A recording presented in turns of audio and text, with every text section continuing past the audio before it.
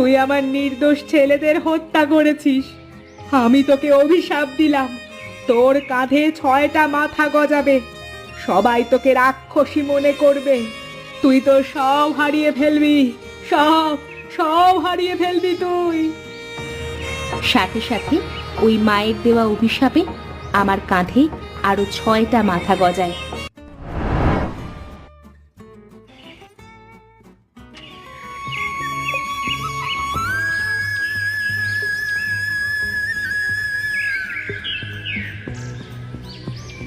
কি ব্যাপার, আজ তো জঙ্গলের অনেক ভেতরে চলে আসলাম, তারপরও একটা শুকনো গাছ দেখতে পাচ্ছি না কেন? তবে কি আজ একটাও শুকনো গাছ পাবো না?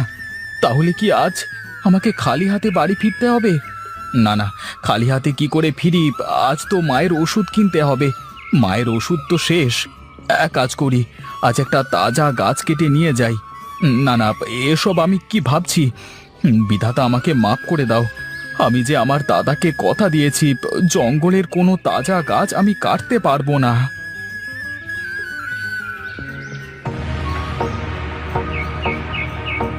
ওরে বাবা রে, শুনেছিলাম রাবণের নাকি 10 মাথা, 7 মাথা ওলা এটা আবার কি? ওরে বাবা রে, গেলুম রে, ওরে বাবা। এই রে, আবার বুঝি একটা মানুষ আমাকে দেখে জ্ঞান হারাবে। কেনই বা এই দিনের বেলায় পুকুর পাড়ে হাওয়া খেতে আসলাম? যাই, মানুষটাকে নিয়ে গিয়ে জ্ঞান ফেরাতে হবে। দেখি, লোকটার মুখে একটু পানি ছিটিয়ে দিই, যদি লোকটার জ্ঞান ফেরে।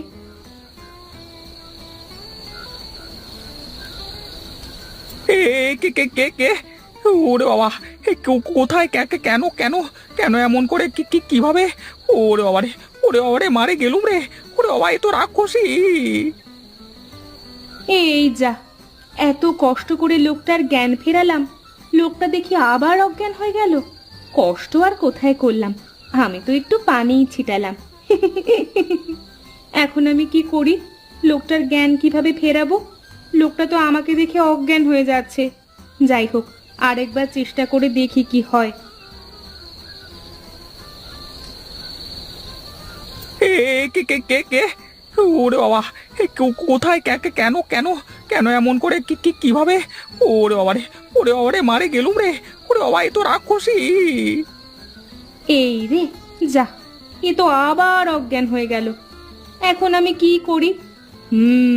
বুদ্ধি পেয়েছি। আমি দূরে গিয়ে লুকিয়ে থাকি, ওর জ্ঞান ফিরলে আমি ওর সামনে না এসে ওর সাথে কথা বলবো।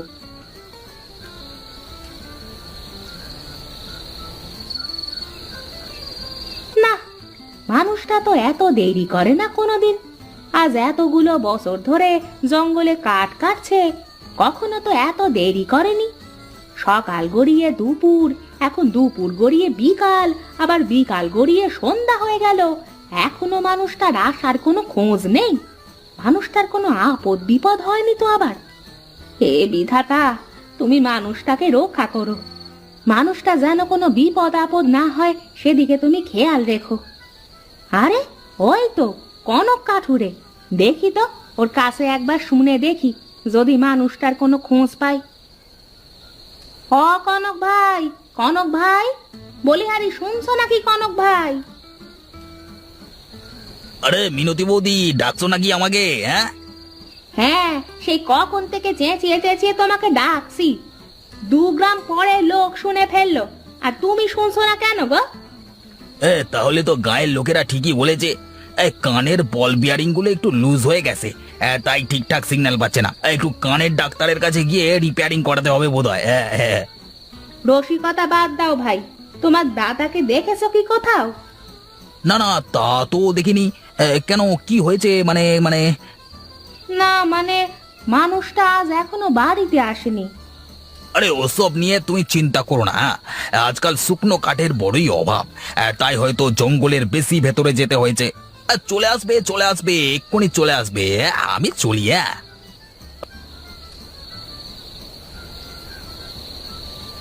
আরে এটা আমি কোথায়? আমি এখানে আসলাম কি করে? তুমি ভয় পেও না, তুমি একদম সুরক্ষিত আছো। তুমি আমার প্রাসাদে। কে কে কে কে কথা বলছো? এই কোথা থেকে কথা বলছো? আমার সামনে এসো। আমি কি করে তোমার সামনে আসব? আমি তোমার সামনে আসলেই তো তুমি অজ্ঞান হয়ে যাচ্ছ। ওরে বাবা, তুমি তো রাক্ষসী। তুমি আমার সম্বন্ধে ভুল ভাবছো। আমি কোনো রাক্ষসী না। আমি তোমার কোনো ক্ষতি করব না। আমাকে সামনে আসতে দাও। আচ্ছা আচ্ছা, ঠিক আছে, তুমি আমার সামনে এসো।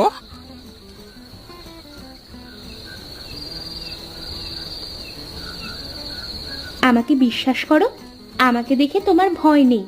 আমি তোমার কোনো ক্ষতি করব না। আমি বুঝতে পেরেছি তুমি আমার কোনো ক্ষতি করবে না, কিন্তু তোমাকে দেখে ভয় পাওয়াটা স্বাভাবিক। তোমার এতগুলো মাথা কেন? আমি অভিশাপের কারণে এমন হয়ে গেছি। ও অভিশাপ? কে দিয়েছে তোমাকে এমন অভিশাপ? আর কেনই বা দিয়েছে? হ্যাঁ, সে এক লম্বা কাহিনী। তুমি যদি বলতে চাও তাহলে আমি তোমার কাহিনী শুনতে রাজি আছি।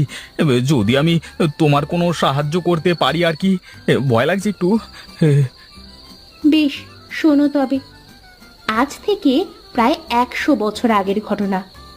এই জঙ্গলটা তখন জঙ্গল ছিল না। এখানে ছিল শ্রীনয়না গ্রাম।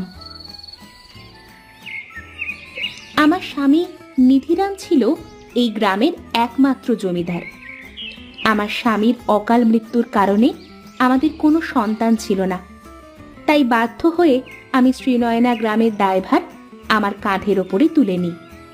একদিন একটা বিচার সভায় 6 ভাইয়ের ওপর খুনের অভিযোগ পাওয়া যায়। আমি সবকিছু বিচার করে ওদের 6 ভাইকে শিরোচ্ছেদ করার নির্দেশ দিই। আর সেই একটা ভুল আমার সব কিছু শেষ করে দেয়। আমার নির্দেশে জল্লাদ ওদের 6 ভাইকে শিরোচ্ছেদ করে। তখন সেখানে ওদের মা আসে। তুই কি করলি? আমার ছেলেদের কেন মেরে ফেললি? আমার ছেলেরা তোদের কি ক্ষতি করেছিল? তোমার ছেলেরা একজন নির্দোষকে শিরোচ্ছেদ করেছে, তাই শাস্তি স্বরূপ আমি তোমার 6 ছেলের মাথা দেহ থেকে আলাদা করে দিয়েছি। যে ছেলেরা তার বাবাকে হত্যা করতে পারে তার বেঁচে থাকার কোনো অধিকার নেই। না, আমার ছেলেরা ওরা কিচ্ছু করেনি। আমি আমি নিজের হাতে আমার স্বামীকে মেরেছি। তুই আমার নির্দোষ ছেলেদের হত্যা করেছিস। আমি তোকে অভিশাপ দিলাম, তোর কাঁধে 6টা মাথা গজাবে। সবাই তোকে রাক্ষসী মনে করবে। তুই তো সব হারিয়ে ফেলবি। সব সব হারিয়ে ফেলবি তুই। সাথে সাথে ওই মায়ের দেওয়া অভিশাপে আমার কাঁধে আরো 6টা মাথা গজায়। আমি নিজের এই রূপ দেখে নিজেকে আর কিছুতেই শান্ত রাখতে না পেরে একটা তরোয়াল হাতে করে নিয়ে এলো পাথারি চালাতে থাকি। সবই তো বুঝলাম, কিন্তু আপনি এত বছর ধরে বেঁচে আছেন কেন? মানে কি করে? মানে অভিশাপের ফলে আমি অমরত্ব লাভ করেছি। এখন আমি চাইলেও মরতে পারবো না। আমাকে সারা জীবন এভাবেই কাটিয়ে দিতে হবে। তাহলে কি কোনো উপায় নেই এই অভিশাপ থেকে মুক্তি পাওয়ার? একটা উপায় আছে এই অভিশাপ থেকে মুক্তি পাওয়ার। কি সেই উপায়? এখান থেকে কয়েকশো ক্রোশ দূরে একটা দিঘি আছে। সেই দিঘির মাঝে একটা ফল গাছ আছে। যদি কেউ এই ফল আমাকে এনে দেয় তবে সেই ফল খেয়ে অভিশাপ মুক্ত হতে পারি। ঠিক আছে, আমি সেই ফল তোমার কাছে এনে দেব। তুমি যা ভাবছো অত সহজ নয়। ওই দিঘির পানি এক রহস্যময় পানি। এই পানির ওপর যা পড়ে তাই তলিয়ে যায়। এই গাছ পর্যন্ত পৌঁছনো কোনোভাবেই সম্ভব নয়। ঠিক আছে, তারপরও আমি একবার সেখানে গিয়ে দেখতে চাই। আচ্ছা বেশ, যাও তবে, কিন্তু সাবধানে। আমার কথা মনে রেখো। আচ্ছা ঠিক আছে, আমার মনে থাকবে। তবে যে করি হোক আমি ওই ফল হাসিল করেই ছাড়ব।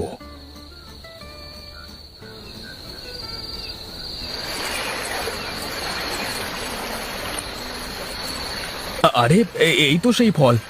তাহলে আমি কি করে যাব এই ফল গাছের কাছে? এই পানিতে নাকি সব ডুবে যায়। আগে এক কাজ করি, বড্ড অন্ধকার হয়ে গেছে। আগে এখানে একটা আগুন জ্বালাবার ব্যবস্থা করি।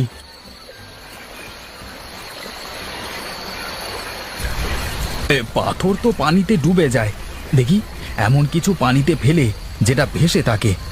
এই তো, গাছের ডাল তো পানিতে ভাসে। দেখি একটা দিঘিতে ছুঁড়ে দেখি ভাসে কি না। আরে এটা তো ডুবে গেল। এক কাজ করি, এই আগুন জ্বলা কাঠ ছুঁড়ে দেখি কি হয়। আরে আরে আরে, এ কি, আগুন জ্বালানো কাঠ পানিতে তো ডুবছে না। আগুন পানিতে গেলে তো নিভে যায়, কিন্তু এই আগুন তো নিভছে না। তো তার মানে কি এই পানির দুর্বলতা কি আগুন? তো তাহলে কি করা যায়, কি করা যায়, কি করা যায়? হ্যাঁ, এই তো বুদ্ধি পেয়েছি।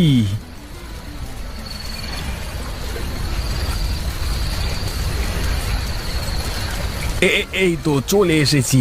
হ্যাঁ, যাই, ফলটা ছিঁড়ে নিয়ে যাই তাড়াতাড়ি। এই তো হয়েছে। হ্যাঁ, যাই যাই, তাড়াতাড়ি শ্রীবালির কাছে যাই।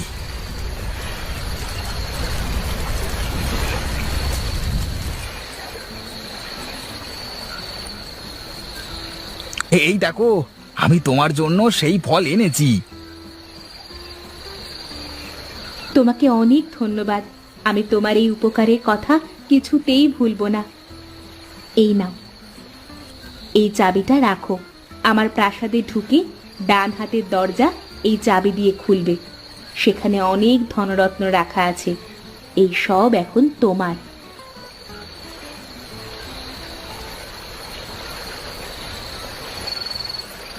আরে হে, তুমি তো অভিশাপ মুক্ত হয়ে গেছো।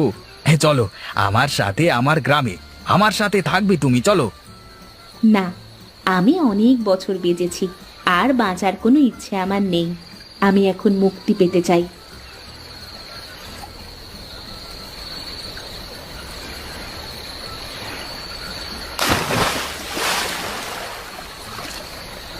আরে এ কি, মেয়েটা কোথায় গেল?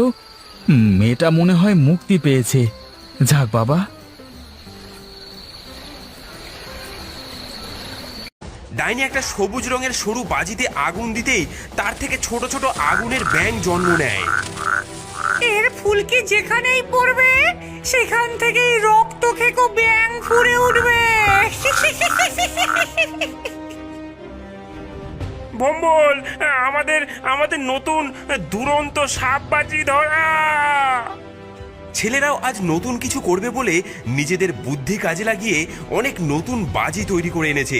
সেখান থেকে দুরন্ত সাপবাজিতে আগুন দিতেই সেই বাজি মুহূর্তের মধ্যে বিশাল অজগরের মতো আকৃতি নিয়ে সশব্দে সমস্ত ব্যাঙকে টপ টপ করে খেয়ে ফেলতে লাগলো।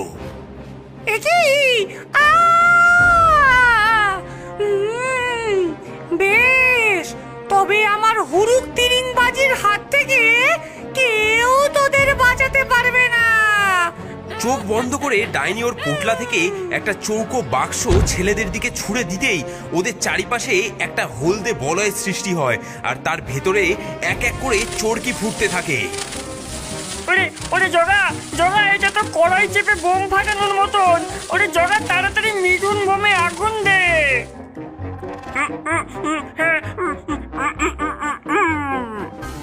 জগা আগুন দিয়ে বোমটা বলয়ের এক কোণায় ছুঁড়ে দিয়ে পিছিয়ে আসে, আর কিছুক্ষণের মধ্যেই সশব্দে সেই হলদে বলয়টা ফেটে চৌচির হয়ে যায়। এবার দেখছি আমার সাঙ্গ পাঙ্গদের ডাকতেই হবে।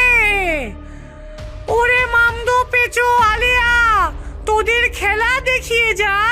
মানুষের ছাই এসেছে কত, ওদের জব্দ করে খেয়ে দিয়ে যা।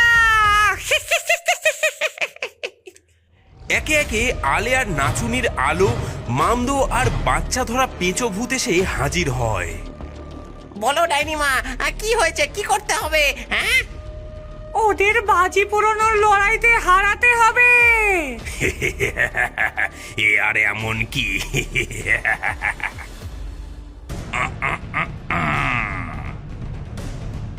মামদো ভূতের একটা ঠ্যাং, পিটিয়ায় ছানাপোনার গ্যাং। একটা অদ্ভুত রকমের বাজিতে মামদো ভূত আগুন দিতেই তার দুই দিক থেকে ফুরফুর করে জ্বলে উঠে ভম্বলদের দিকে তেড়ে যায়। ওরে বুড়ি বুড়ি, এই নাও রকেট বাজির দৌড় দেখো এবার। ভম্বল বোতলে রাখা রকেটে আগুন দিতেই সেটা মামদোর পেছনে গিয়ে খোঁচা মারে। ওরে বাবারে পেছনটা পুরো জ্বালিয়ে দিল রে।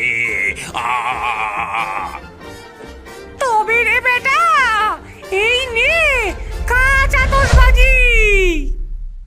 ডাইনি নতুন বাজিতে আগুন দিতেই সেই বাজির থেকে তীক্ষ্ণ কাঁচ চারিদিকে ছুটে যেতে লাগলো। হ্যাঁ, কি এর থেকে আমাদেরকে বাঁচতে হবে। এই দেখো আমাদের ছাতা বাজি। জগা ওর বালতি থেকে একটা ছোট্ট ছাতার মতন বাজিতে আগুন দিতেই সেই বাজি গোল করে ঘুরতে থাকলো এবং ডাইনির বাজি থেকে আসা কাঁচগুলিকে সে আটকে দিতে থাকলো এবং সেই কাঁচ ডাইনির ভূতেদের দলের দিকেই পাল্টা ঘুরে গেল। কি ডাইনিমা, কি এবার আমার ঠোকরা বাজির কামাল দেখো। ছোট ছোট বাচ্চাদের দুধের দাঁত আর ভৌতিক মন্ত্র দ্বারা ঠাসা এই বাজি জ্বালিয়ে দিতেই এটা থেকে অনেক হিংস্র আগুন ঠিকরে আসে ছেলেদের শরীরের বিভিন্ন জায়গায় পুড়িয়ে দিতে থাকে। এ কি অসহ্য যন্ত্রণা। ওরে আমি আর পারছি না। তবে হার মানছিস তো? না না, কিছুতেই না। এই হলো আমাদের যন্তর মন্তর পটকা। ভম্বল একটা পটকা ডাইনির বাড়ির চৌহদ্দিতে পাঠিয়ে দিতেই চারিদিকে কেমন যেন কালো কালো ধোঁয়া ছেয়ে যায়। উড়ি বাবারে, এই যে ধুনোর গন্ধ। আমি চোখে কিছু দেখতে পাচ্ছি না কেন?